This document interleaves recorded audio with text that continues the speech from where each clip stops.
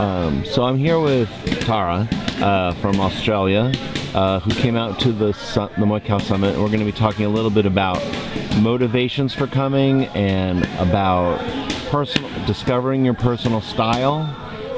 We're at Cam's gym up near Karat, and I guess what I'd ask right off is when you heard about the summit, what was it about what we were talking about that made you want to get on a plane and come and do this? Clinch. In a word, clinching. I just love clinching.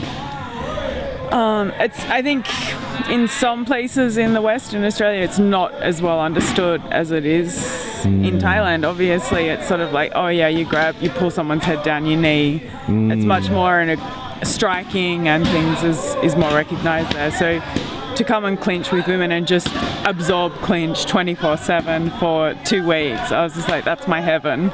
Like, that's what I want to do. So it was really the lack of the ability to directly experience clinch as much as possible in any other situation, right? And just to be in there doing it constantly. Like, we clinch at my gym as an addition, not as a main focus. So to have it as a main focus for me as a Muay Khao fighter, I was like, well, that's perfect. Now, had you already self-identified as a Muay Khao fighter?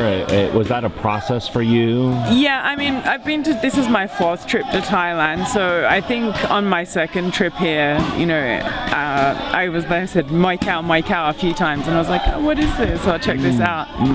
And then I was like, that is me, so but it always is a back and forth with an identity like that, I find, of it's not as an understood fighting style.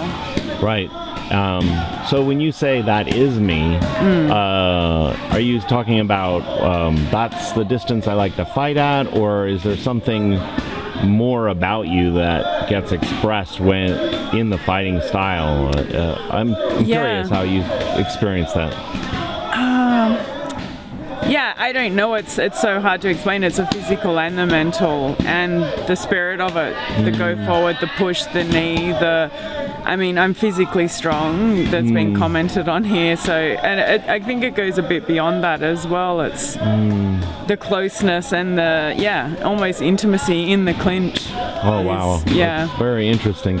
So Sylvie has documented her own struggles with finding who she is as a fighter. I don't know, it was about 4 years ago, she kind of, maybe even more, 6 years ago, she realized there was such a thing as Muay Khao fighting, and that she didn't feel comfortable standing in space in kicking range and doing a dodge and strike kind of style, which was what we had come to understand. Well, that's Muay Thai. That's the real authentic Muay Thai. This kind of clean, dodgy thing. So have you had, once you realized you're kind of Muay Khao, have you had struggles trying to get support in that, or affirmation? That's you. Go get it. Yeah, I guess my gym is amazing. I have great trainers and awesome training partners. I think for me as well, it's more of a personal struggle of expressing that, the go forward, I guess trying to be someone you're not sometimes, trying to make a shirt fit that doesn't. Totally. And I think this has just been to me fuck it, this is me. Embrace it, own it, do it. Have you had a feeling at all? A lot of times Muay Khao fighters are criticized for being ungraceful or unartful. Oh, definitely. I've had jokes made about me, so. Totally. But what's interesting is we had legends of Muay Khao style here, and they themselves, elite fighters, have probably received a lot of criticism. Kind of aesthetic criticism, even though we are wow, Samson Hassan, what a crazy forward fighter. But I always return to this thing where Sylvie spontaneously called his Muay Thai beautiful, and he was like, what? I've never heard that word before. So That's an interesting thing that we're trying to do in the summit is kind of like discover the beauty that's in Muay Khao fighting. That it's not just senseless forward pressure, right? Yeah, definitely. It's misunderstood, I think, a lot, and it is beautiful. To me, it's the most beautiful. When you say that, why do you say the most beautiful? What is beautiful about it? I think it's just the heart of it. It's the heart of it. That's the main thing in it, is the heart. Yeah. Putting yourself into every strike. Putting yourself into your knee, even if it's just into a bag or taping a wall, putting a little bit of you into every strike. Oh, that's very cool. I like that very much, especially on the bag. Yeah, totally.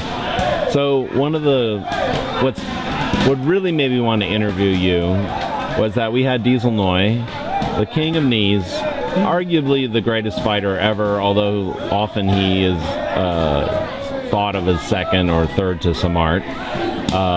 Although he beat Samart. Yeah. He came and he had a spontaneous affirmation of you that was really surprising. It wasn't only at one moment, it was throughout his work. Yeah. And can you tell me a little bit about, first let people know what Diesel Noi is like in person. He's amazing. Like, his energy, the whole room, I think the whole of Pattaya was filled with his, what he gave. And I was like, I know he's had heart problems. I'm like, he gives every little single piece of his heart in everything he does. Like, he gives you everything. And the energy he gives you is incredible. You can feel what he fought like. Even though we have very little footage of his actual fights. Yeah. You can see from every single thing he does. Yeah, and he was speaking Thai, but you understood what he was telling you. Yeah, you were telling me through his passion. This. Like, the language barrier wasn't even there because he was showing as well, but the way he spoke, it was like... And his eyes, right? His eyes look at you. His intensity, yeah. No, totally. Yeah, he's got that no bullshit stare. You know that he's actually seeing you, I think. Yeah. And so, can you talk a little bit about the embrace that he had? Like, how did that affect you as a person? Like, he was saying things like, you are like me, right? Yeah, he did. Yeah, it's amazing. It was pretty emotional.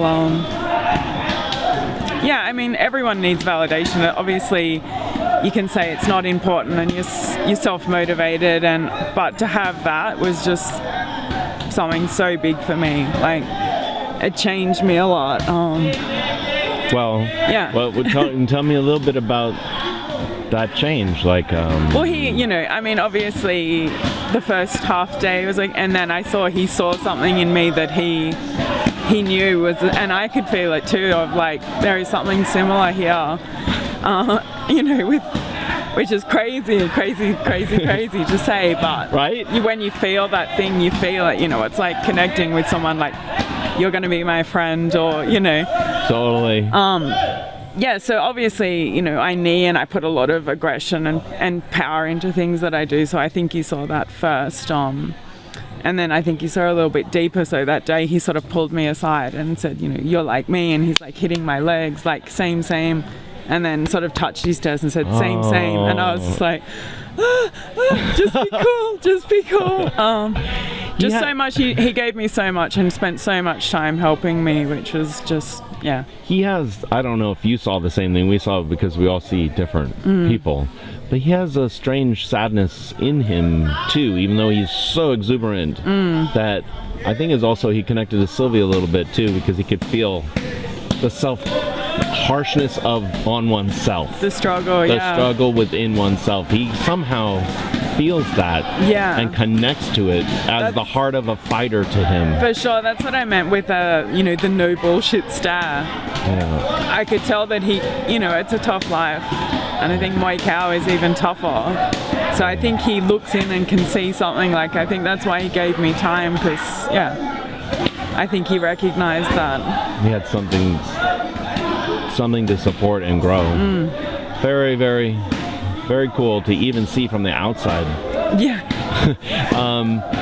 So, for yourself as a person and a fighter, and then Diesel Noi touches your heart and lights a fire, what does that mean to you? Like forward, what's the forward progression for you?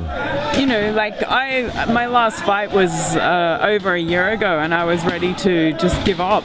You know, it's tough. So it's changed me. Yeah. The whole thing, not just Diesel Noi, but everything.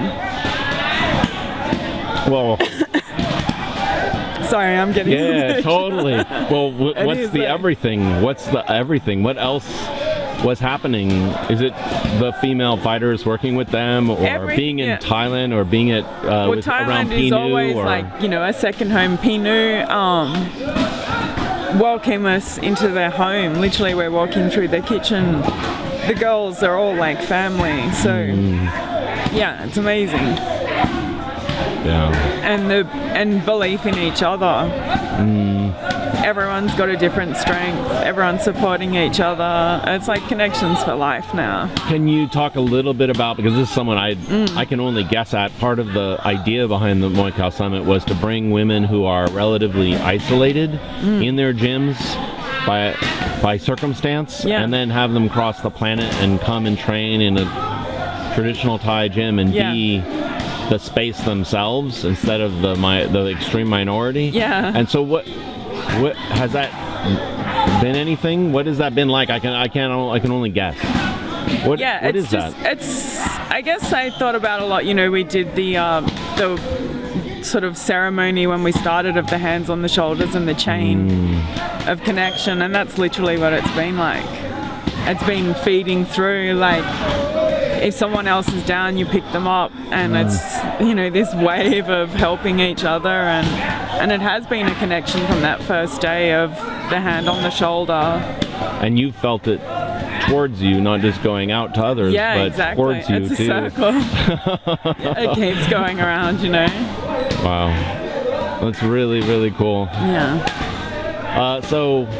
Wow. I don't know how to end that because it's pretty cool. I guess onward to work. You're going to go down and work, right? Yeah. About to run again for the second time today. And maybe I can talk to you afterwards, after the fights or something like that. Yeah. It's going to be an amazing fight card. So really looking forward to seeing some of the chicks rip it up. It's going to be really good. Yeah, everyone's changed so much and grown so much. I've said it in the other interview, I think. I've never seen one person change this much in a week or so. Yeah. And I've seen everyone change. And it's everyone. An unconscious change with some people as well. It's like people are ripping out moves we learned a week ago and not even conscious. It's like, you just did that thing. And they're like, oh, I didn't even think, instead of the 1-2 step. Yeah, I wonder if it's just the support. Having the support around. And the immersion. Yeah, and the immersion. Yeah, we went pretty hard. We're swimming. Yeah, totally. Threw you in the water big time. Yeah. Okay, I'll talk to you later. Thanks, Kevin.